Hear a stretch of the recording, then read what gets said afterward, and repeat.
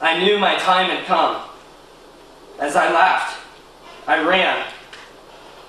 This was everything I had hoped for, my chance to kill. I didn't care how or who, but someone was going to die today, and I was going to be a part of the gun club, which I had so cherished. From that moment forward, our efforts became more intense. We began getting intelligence, quote unquote, of suspected terrorist safe houses, weapons caches. We would gear up, blare our death metal, and pump each other up comparing body counts, telling each other it's only a matter of time before we get another. We knew every way to walk right around the line of engagement, the rules of engagement. What a joke. To us grunts, rules of engagement were not rules at all, but merely words on a piece of paper somewhere printed for the sole purpose of protecting officers if we grunts actually got caught. Try to imagine yourself tonight as you sleep warm in your bed with your wife, your children in the next room. 2 a.m., your door is kicked in and men are screaming. As they kick open your bedroom door, they're screaming in a language you don't understand. They're pointing machine guns at your face as they drag you by your hair from your bed, slamming your face down onto the ground, putting their boots on the back of your neck and smashing your face farther into the concrete floor. Your struggle to protect your family and your home is futile as you are blindfolded and handcuffed so tight you lose feeling in your hands within minutes. All you know is you can hear your screaming wife and children crying for help, and you are too useless to protect them. You are not on a list of suspected terrorists. You are not on a list of known terrorists. In fact, you completely supported the U.S. coming into your country and promising freedom and prosperity. You were simply a man in a house on a street that my platoon decided to search. When your blindfold is finally released, the men have left your home, it's destroyed. Your wife and children are hurled in a corner defenseless and crying. Every drawer in your home is thrown, the contents broken, soiled. Your bed has been urinated on. Your wife's panties are glued to the wall. Maybe a family heirloom is missing, or other objects stolen. The floor is wet with fresh chewing tobacco spit, and you vainly try to tell your family it'll be okay and never happen again. But in your heart, you know all the while, your chances are it probably will. As time continued to pass, my ego grew stronger and my hate boiled within my veins. A scene like this was nothing more than a Tuesday to me. I laughed as I heard a story.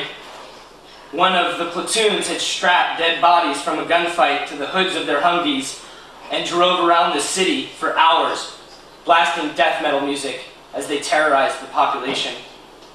Just another Tuesday to me. Back on post, there was a time when somehow, someway, an Iraqi had managed to get himself lost and ended up knocking on the door to my post, which happened to be next to our sleeping area. As I answered the door and saw the Iraqi standing there, I accepted my fate, and I jumped on top of him. I accepted he was a suicide bomber, and I had seen my last day as I began to punch him. Brutally, I sat on top of him, punching him as hard as I could. After a moment, I got him under control and handcuffed him. He was simply a man who had just gotten lost. I was punished harshly, not for my actions, not for harming an unarmed civilian, but for not killing him. I was told he should have been killed for being there and I would have been protected. I was forced to burn human feces, stand hours of additional post, and physically punished. I was ostracized and called a wuss and a girl for not killing him.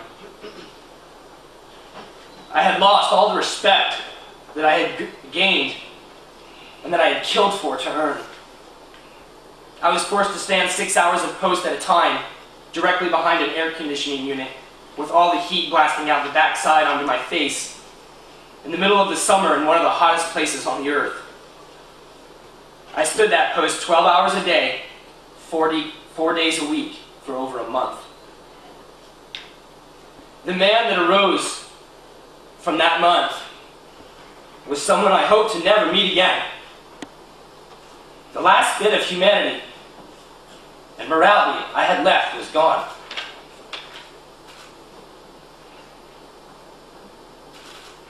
I laughed as Marines told me they had just shot this guy in the head and saw his head explode.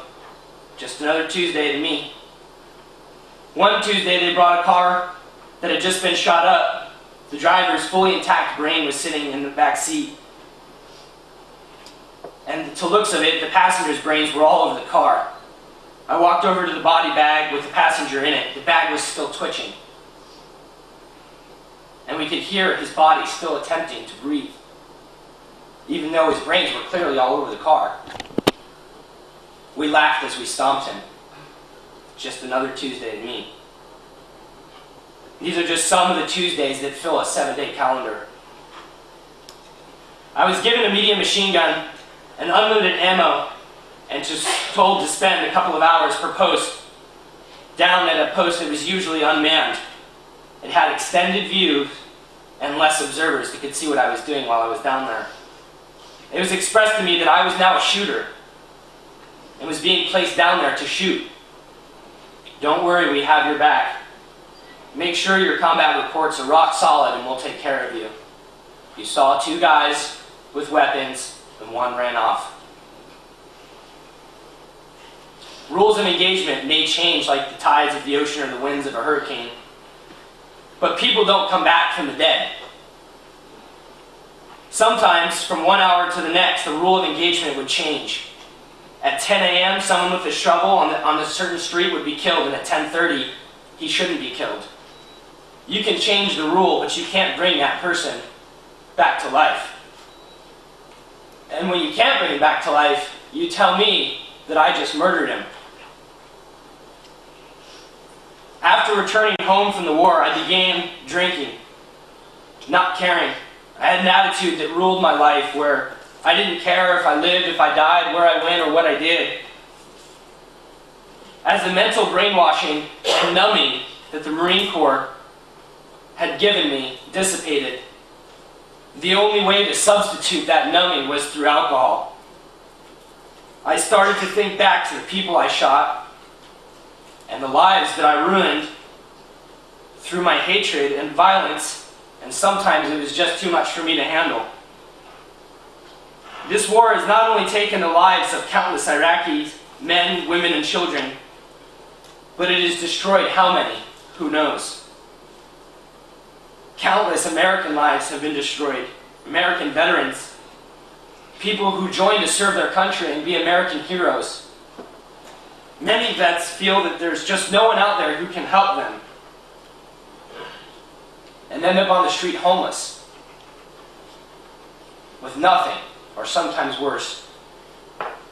Veterans are attempting and completing suicide attempts at an unprecedented rate. That's for a reason. What's worse, to die for no reason, or to live a life of violence and destruction, internal structure and hatred every single day for no reason? To live every day knowing that everything that was instilled in me from the moment I was born as a free American boy, all the morals and everything that was taught to me, I gave away at the moment I pulled the trigger for acceptance. The moment that I beat another human being half to death, simply to feel like the heroes that I held with such regard. I know today that I cannot mend the things that I have broken, or fix the lives that I have destroyed, but maybe, with my testimony today, I can help one person that might help 2 people, who eventually can help 4. And maybe all of us together, standing united, can prevent these atrocities from ever happening again. Thank you.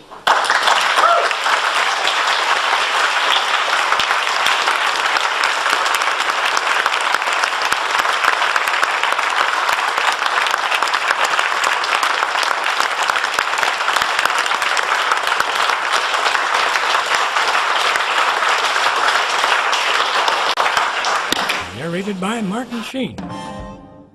Boy, this is going to shock a lot of people.